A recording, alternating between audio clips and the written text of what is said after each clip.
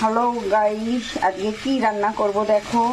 আজকে একটা ইন্টারেস্টিং রান্না করব। দেখো, ডিমের ঝোল নয় কিন্তু এটা ডিম আর আলু নিয়েছি। ডিমের ঝোল নয় এটা। আর ওর সঙ্গে কি দেবো দেখো, ওর সঙ্গে দেবো চিকেন। আজকে একটাই তরকারি করব, সেই কারণে আমি নিয়েছি চিকেন, ডিম আর আলু।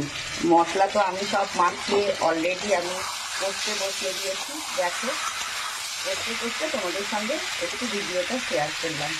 এটা খুব মজার রান্না, একটা তরকারি হলেই খাওয়া হয়ে যায়। আর সামনের পাতে একটু শাক নিয়ে নেবো, খাওয়া হয়ে যাবে। চিকেন কষছি, চিকেন কষা, ডিম আর আলু একসঙ্গে ঝোল বানিয়ে ফেলবো। আমার এই ঝোল রান্নাটা কেমন হয়েছে দেখো তো বন্ধুরা। ডিম, আলু আর চিকেন একসাথে রান্নাটা কেমন হয়েছে দেখো। দেখেছো দেখতে কেমন হয়েছে? টাটা।